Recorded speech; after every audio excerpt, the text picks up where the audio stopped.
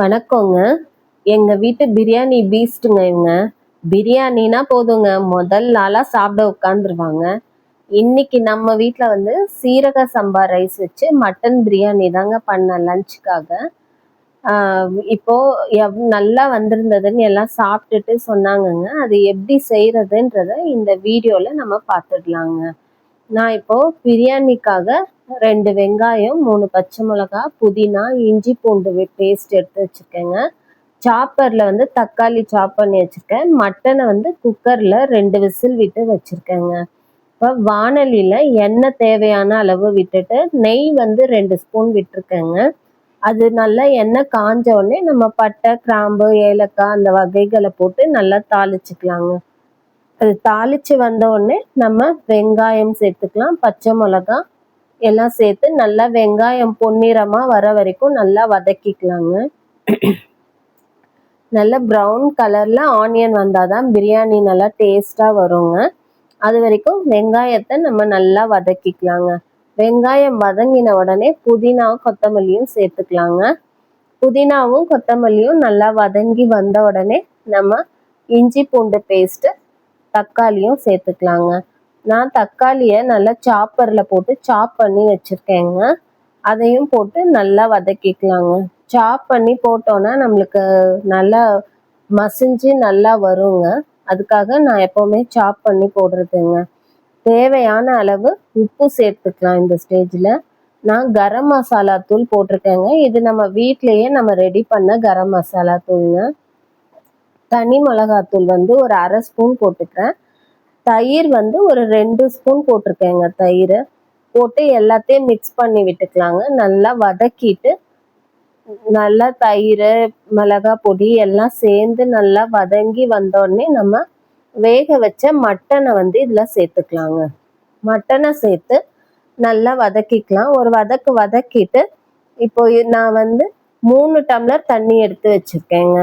1/2 kilo mutton வாங்கி வச்சுருக்கேங்க. 3 tumbler சீரக சம்பா அரிசியை நம்ம பிரியாணி செய்ய ஆரம்பிக்கிறதுக்கு முன்னாடி கழுவி ஊற வச்சுருக்கேங்க.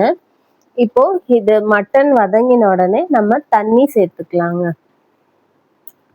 நான் வந்து இப்போ 3 டம்ளருக்கு 5.5 டம்ளர் தண்ணி சேர்த்து வச்சுருக்கேங்க. ஏன்னா அரிசியை நான் கொஞ்ச நேரம் ஊற வச்சுருக்கேன்.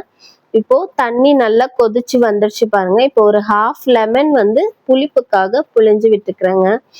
நான் வந்து 3 தக்காளி போட்டிருக்கேன், தயிரும் சேர்த்துருக்கோம், அதனால 1/2 லெமன் போதுங்க. அதை மட்டும் பிழிஞ்சு விட்டுருக்கேன். இப்போ நம்ம ஊற வச்ச சீரக சம்பா அரிசியை இதில் சேர்த்துக்கலாங்க. சேர்த்து நல்லா வெந்து வரட்டுங்க. இப்போ நல்லா கொதிக்க ஆரம்பிச்சிடுச்சு. கொதிக்க ஆரம்பித்த உடனே நம்ம அரிசியும் தண்ணியும் ஒன்றா இருக்கணுங்க, சமமாக. இந்த ஸ்டேஜில் பாருங்கள், இந்த ஸ்டேஜ் வர வரைக்கும் நம்ம வெயிட் பண்ணிவிட்டு இப்போ நம்ம அடுப்பில் இருக்க சின்ன பர்னருக்கு நம்ம மாற்றிட்டு சிம்மில் வச்சிடணுங்க. வச்சுட்டு நம்ம மேலே வெயிட் வச்சிட்டோன்னா ஒரு 10 மினிட்ஸில் நம்மளுக்கு பிரியாணி நல்லா பொலன்னு வந்துடுங்க. கீழே அடி பிடிக்காமல் ஒன்றோட ஒன்று ஒட்டாமல் பாருங்கள் எவ்வளோ நல்லா உதிராக நல்லா வந்துடுச்சு.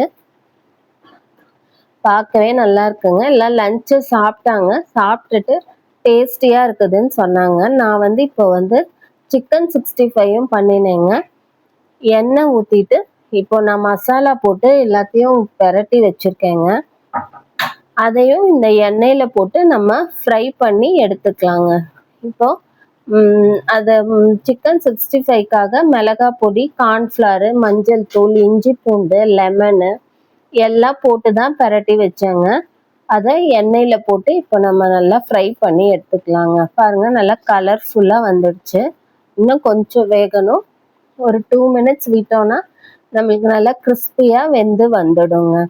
நல்லா வெந்து வந்த உடனே அதையும் எடுத்துடலாம். தட்டில் எடுத்து தனியாக வச்சுட்டு இப்போ பிரியாணியோட எல்லாத்தையும் பரிமாறிடலாங்க. நான் கொஞ்சம் தயிர் பச்சடி பண்ணேன், 2 முட்டை வேக வச்சுருந்தேங்க. இதே மாதிரி செய்து பாருங்கங்க, ரொம்ப டேஸ்டியாக நல்லா வந்துருங்க.